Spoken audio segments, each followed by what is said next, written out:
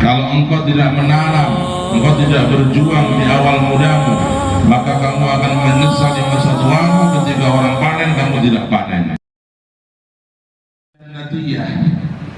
Ya Allah, bangunkanlah untukku di sisimu surga. Baitan fil jannah, rumah dalam surga, istana dalam surga. Beliau mendahulukan intinya, kenapa? Karena beliau sudah mencapai maqam cinta kepada Allah yang luar biasa, sehingga yang namanya kenikmatan surga nomor 2, keindahan surga nomor 2, yang nomor 1 adalah perjumpaan dengan Allah Subhanahu wa taala. Wujuh yawma idzin nadhirah ila rabbiha nadhirah. Wajah di surga di hari kiamat kelak di surga itu berseri-seri. Nadhirah yani farihin mustabshirin, ila rabbiha nadhirah. Mereka mendapatkan kenikmatan memandang Allah Subhanahu wa taala dengan cara yang tidak bisa kita ketahui, dengan makna yang tidak bisa kita pahami sekarang. Allah tidak bisa disamakan dengan makhluk. Laisa kamitslihi syai'un wa huwa as-sami'ul basir. Allah tidak ada bisa disamakan dengan makhluk. Maka kenikmatan berjumpa Allah wajib kita imani sebagaimana iman ahli sunnah wal jamaah. Tapi bila kaifin wala hisarin, tanpa ada pertanyaan bagaimana caranya dan tanpa ada tasbih penyerupaan seperti makhluk. Kita berjumpa sesama makhluk semacam ini. Apakah perjumpaan kaum mukminin dengan Allah semacam ini? Wallahu a'lam. Kita tidak boleh mentasbihkan atau mentamthilkan. Jalla 'ani syabihi wan nadhir. Allah Maha Suci, Maha Agung, tidak bisa ditamthilkan, tidak bisa disamakan. Ayyuhal syabab, para pemuda, para santri, para pejuang Al-Qur'an, hafizakumullah. Malam ini malam yang spesial dan ini salah satu kenikmatan dari Allah untuk kita semua, terutama Al-Fakir juga. Karena seperti yang tadi Ustaz Al-Karim, Al-Ustaz Al-Karim, Al-Ustaz Al-Riyasah menceritakan bahwasanya hubungan Al-Fakir dengan beliau sudah begitu lama, dari tahun 99. Mungkin mayoritas dari semua yang hadir belum lahir, ya, rata-rata lahirnya mungkin di atas 2000, 2003, 2004, ya. Tahun 99, ya, Al-Ustaz Al-Riyasah bertemu dengan Fakir, kemudian kita sering jalan bareng, ya, sering ketemu bareng para ulama, dan kita dulu pernah juga rela mengawal guru mulia kita yang datang dari Yaman, dari Hadramut, yaitu Al-Imam Al-Habib Salim Al-Syadili, Sultan Ulama, yang dijulukin rajanya ilmu dan para ulama, Al-Habib Salim Al-Syadili. Banyak di YouTube yang bisa kita lihat tentang beliau. Kita dulu pernah sampai ke Sukabumi, ya, makan satu piring, satu namban, dan kita tidur bareng. Nah, dan kita sempat rehlah juga ke Taman Safari di Tafakkur. Dan banyak kenangan, subhanallah. Dan lebih dari itu, beliau pernah di Semarang selama hampir 1 tahun lebih, 2 tahun. Nah, 2 tahun beliau di Semarang bersama kami, masya Allah. Ya, 2 tahun kalau diceritakan insya Allah menjadi 50 jilid kitab, penuh kenangan, penuh cerita, penuh kesan, dan penuh perjuangan. Subhanallah.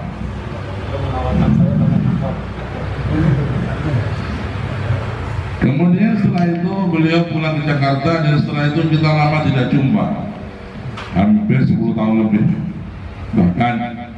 Dan Allah mentakdir perjumpaan yang begitu mengejutkan dan merupakan suatu hujjatul khair.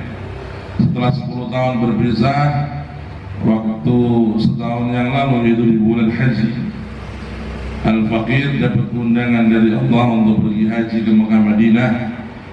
Di saat itu Allah perjumpakan dengan beliau, dan beliau dalam perjalanan ke Mesir untuk mengambil sanad qiraah di Mesir pada saat itu. Allah Maha tahu bagaimana kebahagiaan kami berjumpa dengan Ustaz Ardiansah di saat itu. Subhanallah. Seperti dikatakan dalam syair, maridtu fakana dzikru bur'an li illati faya habadha dzikran li qalbi shifa'uhu idza 'alima al-'ushaqu da'i faqul lahum fa inna liqa ahbabi qalbi dawa'uhu. Ya. Kalau para pecinta itu mereka tahu bagaimana sakitku, maka beritakan mereka bahwasanya obat dari sakitku tidaklah obat biasa, tapi bertemu dengan orang-orang yang kucintai.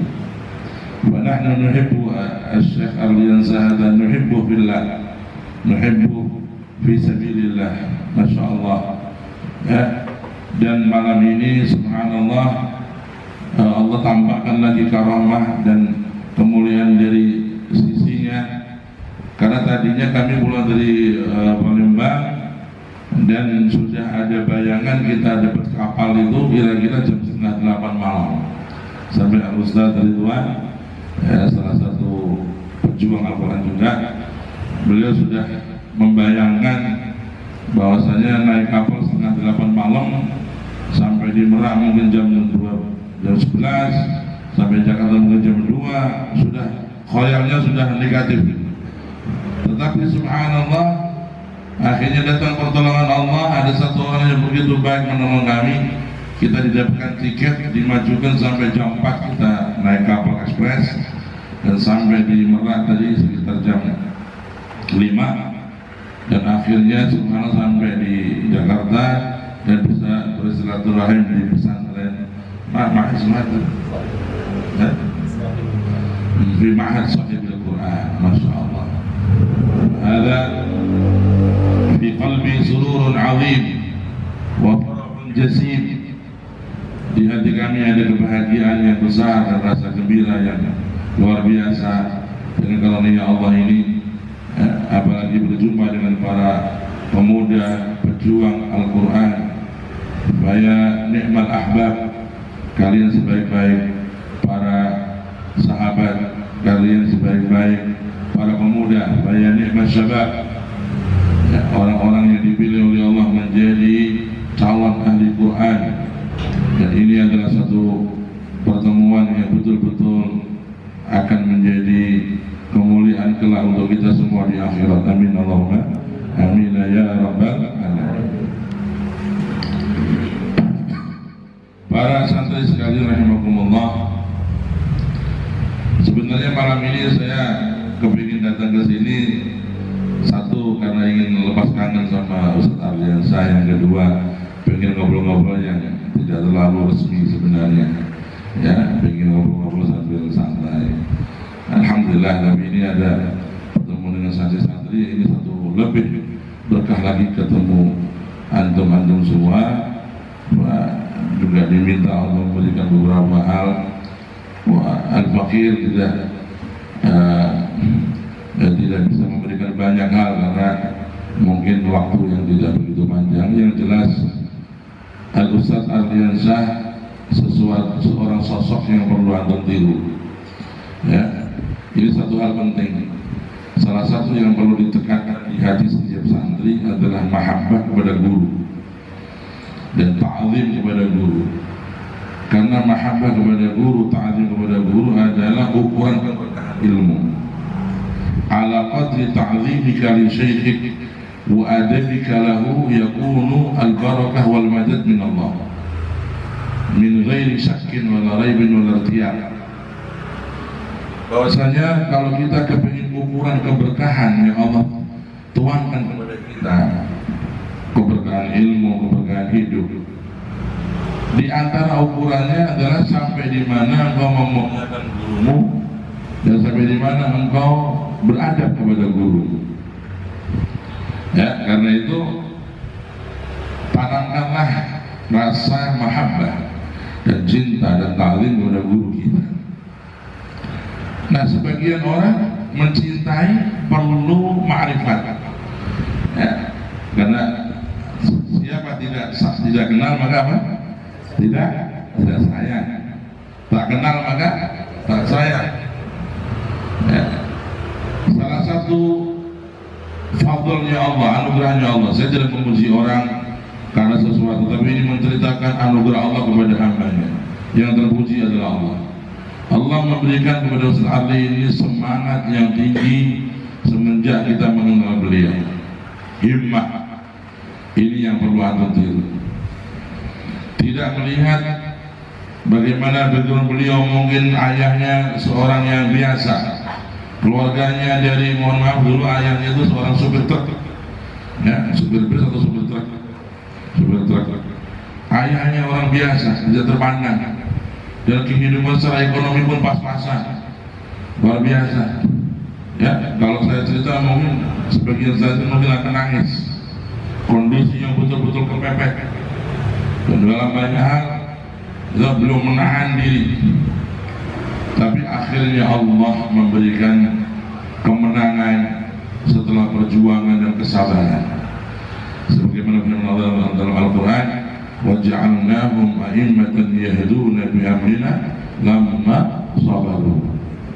Dan kami jadikan mereka-mereka itu para nabi, mereka-mereka para solihin, mereka-mereka para ulama, mereka-mereka para ustadz, mereka-mereka para pemimpin pesantren, ya, di antaranya Ustaz Ardiansyah.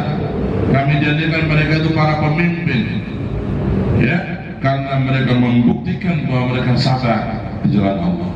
Sabar, lama sabar. Ya, dari mulai beliau tahun 99 kenal dengan Al-Fakir, ya, kemana-mana naik angkot, ya, kemudian naik pangkat dikit kalau kemana-mana nebeng mobil saya. Kadang-kadang kita sama-sama nebeng mobil orang, ya, karena satu nasib, ya, subhanallah. Dan kita juga dulu sering kalau pergi ke Bogor naik kereta apa itu? Kereta KRL, subhanallah.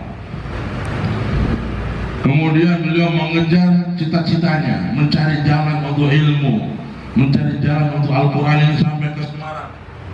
Ya, di tahun-tahun itu saya sedang menikmati awal-awal rumah tangga saya, namanya bulan madu. Jadi ketika saya awal-awal nikah itu, subhanallah, tahun 2000 saya menikah, kemudian beliau datang ke Semarang tahun 2003. Jadi saya karena masih terperanjat dan terperanjat dengan istri saya kurang perhatikan beliau. Jadi minal mazlumin, terdolimi beliau.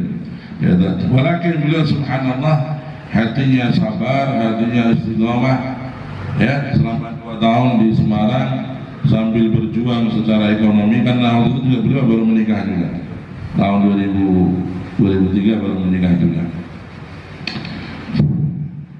Dan alhamdulillah kesabaran menghasilkan. Barang yang menanam, barang siapa menanam maka akan panen. Kata penyair, idza lam tazra wa absarta hasidan nadimta 'ala al-ifrat fi sa'atil badri.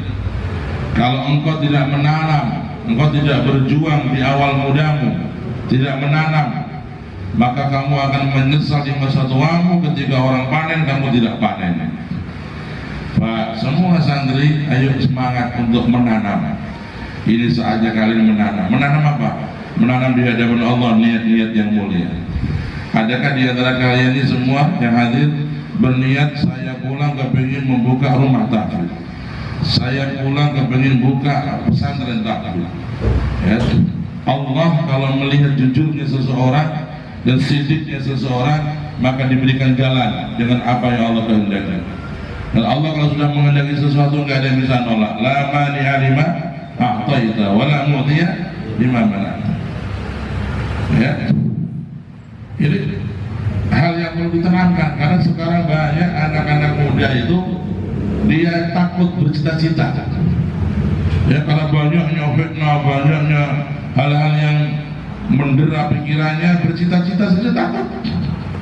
Ya, bercita-cita lah untuk buka pesantren. Wah, nggak bisa itu Pak Ustaz, mustahil buat saya ini. Saya ini nggak punya fulus, mau makan aja bingung, orang tua aja nggak punya apa-apa. Gitu. Bercita-cita pun takut anak-anak sekarang ini. Ya, Padahal kita itu diajarkan oleh Nabi dan guru-guru kita untuk bercita-cita yang tinggi. Karena itu salah satu bukti adalah Ustadz kalian sendiri. Dari mulai muda bercita-cita tinggi, bagaimana menjadi orang ahli ilmu, bagaimana bisa menghafal Quran. Fa'alaikum bil-iqtida'i bihi. Tirulah guru kalian. Ya, ini penting. Seperti saya dulu waktu di Madinah ngaji kepada Al-Hamzah di Madinah, itu salah satu yang selalu terdengungkan di telinga saya, di hati saya itu selalu bagaimana pulang bisa menjadi ulama yang manfaat, bisa punya pesantren, ya. Subhanallah. Kita pulang di samping urusan pernikahan rumah tangga, kita langsung berdakwah, mengajar. Awalnya hatta fulus nggak punya, tempat nggak punya, ya kan? Jadi pertama kali di pesantren kami juga semacam ini, ya kan? Numpang, ya.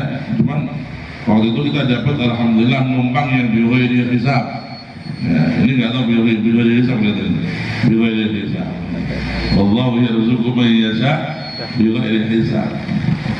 Jadi ini semangat dan bercita-cita yang tinggi ini penting. Ayo ya, semua santri dari antum semua ini bercita-citalah yang tinggi, bercita-citalah yang besar kepada umat ini. Kalau kepingin dicintai Nabi, bercita-citalah. Ya Allah, dari prodi ini, dari Gerobokan tadi. Ya, saya kepingin minimal nanti di kecamatan Gerobokan, rumah tahfidz saya adalah rumah tahfidz terbaik. Minimal, kalau nggak bisa kelas kabupaten, kelas kecamatan. Ini penting ya, ayyuhal ikhwan, wahai para santri semua, cita-citalah yang tinggi. Jangan takut bercita-cita. Karena dikatakan dalam kitab Ta'limul Muta'allim, innallaha yuhibbu ma'aliyal umur wa yakrah safsafaha. Allah itu senang kepada orang yang punya cita-cita tinggi. Ya, cita-citanya yang tinggi. Yang mustahil kalau perlu. Ya, yang mustahil dalam konteks logika. Tapi buat Allah nggak ada yang mustahil. Ya, bercita-cita yang tinggi. Ya Allah, saya kepingin nanti hidup ini punya pesantren di setiap provinsi. Ya, setiap provinsi. Seperti Al-Ustaz Ridwan, kita sudah memberikan satu suara. Kita kepingin ya di setiap provinsi kita punya cabang markas tahfidz nasional. Cita-cita itu niat, dan niat itu sesuatu yang dicintai Allah. Masalah nanti Allah yang memampukan, melayakkan, Allah punya cara. Seperti Allah mencontohkan melalui Nabi-Nya Sayyidina Maulana Muhammad sallallahu alaihi wasallam. Tahu nggak Rasulullah bagaimana cita-citanya? Rasulullah cita-citanya besar. Rasulullah cita-citanya bukan cita-cita kecil. Rasulullah bercita-cita semua umat masuk surga. Nggak ada satupun dari umat masuk neraka. Itu cita-citanya ini. Allahumma sholli ala Muhammad. Allahumma sholli alaihi. Sampai diriwayatkan ketika Rasulullah akan dicabut nyawanya, Rasulullah kedatangan malaikat Jibril, ya Rasulullah, sudah saatnya aku kembali kepada Allah. Rasulullah berkata kepada malaikat Jibril, aku minta jaminan untuk umatku, wahai Jibril. Apa jaminannya saya meninggalkan dunia ini? Bagaimana umatku nanti setelah wafatku? Mintakan jaminan kepada Allah. Maka ketika dimintakan jaminan kepada Allah, Allah memberikan jaminan. Akhbir Muhammadan Habibi annana la nasu'u fi ummati. Ya, berikan berita kepada